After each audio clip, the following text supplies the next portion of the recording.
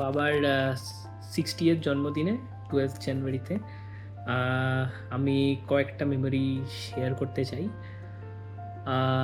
আমরা প্রত্যেক বছরই বাবার জন্মদিন সেলিব্রেট করি 12th জানুয়ারিতে।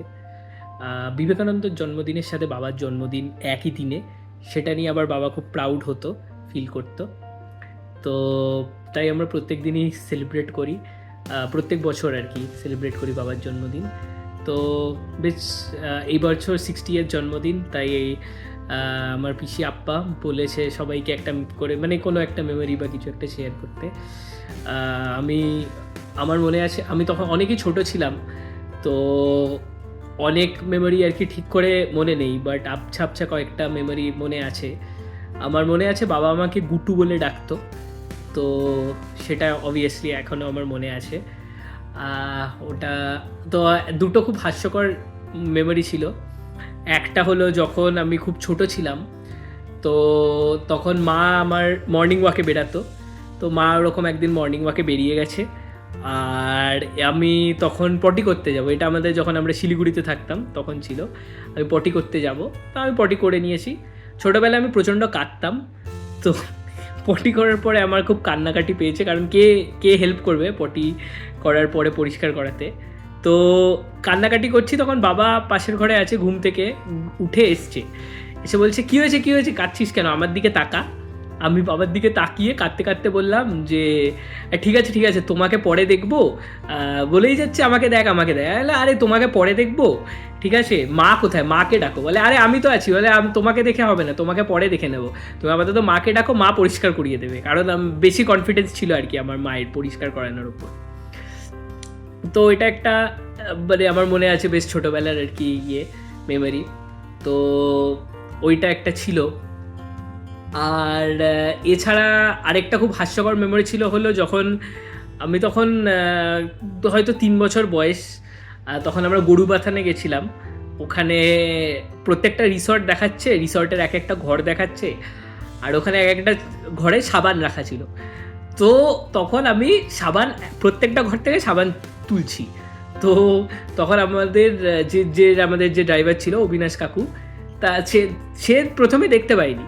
আমি গিয়ে ওগুলো সব আর কি ওই ওই লকার টাইপের, ওই যেটা স্টোরেজ ক্যাবিনেট টাইপের, ওখানে স্টোর করছি। হঠাৎ একবার দেখে বলছে তো এটা তুমি কী করছো? আমি বললাম এই তো সাবান রিসোর্টে। তাহলে দাও আমাকে। আমি বললাম না, আমি দেবো না সাবান কোনো। বলছে আচ্ছা ঠিক আছে। তারপরে বাবাকে বলেছে। তো তখন আবার আর কি মার্কস ভালো আসেনি সেবার পরীক্ষায়। তো বাবা প্রথমেই শুনে টুনে বেশ খোঁচে খোঁচে গিয়ে আমার আম্মা আর কি, আমার ঠাকুমা আর কি, তো আমাকে খুব ভালোবাসতেন। তো বাবা বলছে যে এই তো খুব নাতি নাতি করে।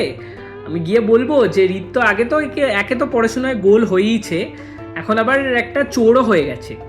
তো এইগুলো মনে আছে। আবার বাবা খুব বেশ মানে শাসন করতো, যেটা পরবর্তী ক্ষেত্রে মাও কন্টিনিউ করেছে, তো সেটা বলা বাহুল্য। তো আমরা নতুন বাড়িতে দেখতে গেছি, তো ওখানে একটা কালো রং কোথা থেকে আমি পেয়ে গেছিলাম, সে গিয়ে আমি দেওয়ালে লাগিয়ে দিয়েছি কালো রং।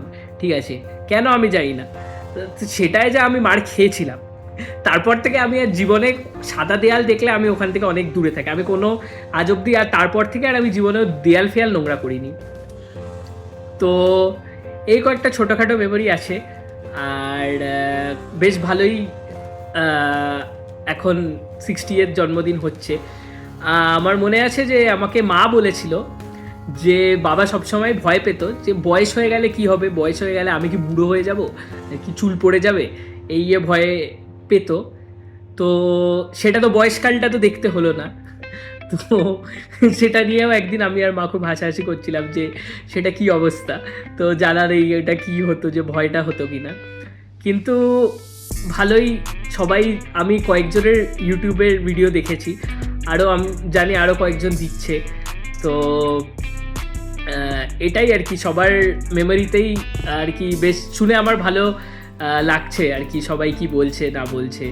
তো এটা যেটা আপ্পা করেছে খুবই ভালোই করেছে। তো বেশ মানে আমিও 2-3টে বললাম আর কি ওর জন্যে।